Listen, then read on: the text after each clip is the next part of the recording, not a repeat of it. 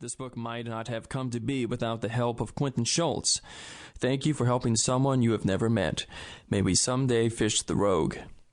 Special thanks to Perry Atkinson, a special person who is living proof that the best man doesn't always get the job. Additional thanks go to Craig Black, Bill Moore, D. Virginia Struck, Sue Schneider, Lee Lanfier, Hope Russell, Bill Haas, Bob Hunter, the late Garrett Miller, Joe Robinson, B.J. Oropeza, Tom Coughlin, Betty Coughlin, Ricky Coughlin, Laura Coughlin, and Tom Jr., the arch-enemy of flabby thinking. Thank you to the excellent staff at InterVarsity Press, the Phelps family of Evangel Family Bookstores, the Mail Tribune, and the reference staff at the Jackson County Library. Finally, and most important, a very hearty thank you to Sandy and our tribe, who encouraged their husband, father, to work in a square, cold van on the driveway, when all the while they wanted him to come inside and wrestle on the floor by the fire. Chapter 1. Conspiracy theories are everyone's business. I deeply regret not taking the information that I had to the police. I put myself first in spite of a sea of grief and sorrow experienced by bombing victims.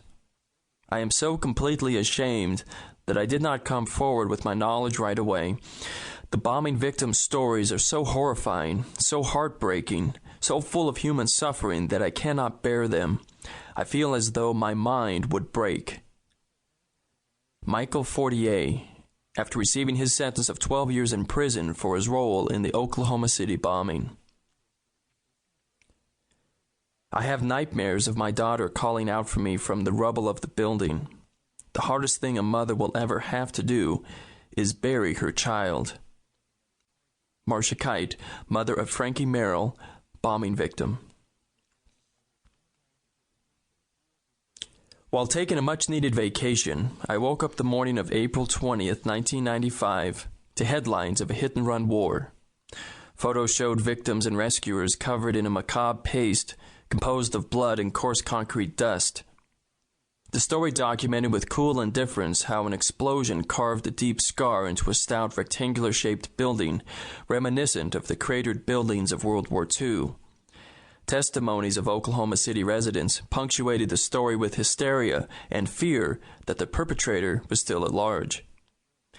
My family and I were so busy playing in the wilds of the Pacific Northwest that we hadn't heard as much as an incomplete sentence about the bombing attack.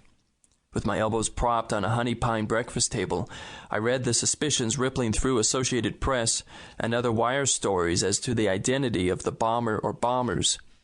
The main suspects were misidentified as Middle Eastern terrorists. While I waded through accounts that wrestled with specific questions, what kind of bomb was it? How many might still be buried inside the concrete and rebar rubble? Who did it and for what motive? I felt as if I were suffocating in heavy wool blankets. Breaking television news stories fulfilled my suspicions, and my prediction made more than a year previously on my daily radio talk show. I had predicted on the Paul Thomas Show that some form of violence would be executed against the U.S. government because I took seriously the anger expressed by callers against the federal government for its alleged and deliberate murder of religious extremists at Waco and Ruby Ridge. My callers believe that these planned executions were part of a New World Order conspiracy. But not all of my callers agreed as to who was or wasn't part of the conspiracy.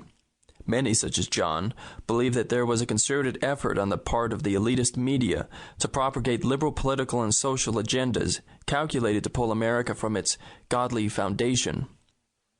He was thankful that talk show hosts such as Rush Limbaugh were there to balance the score every weekday.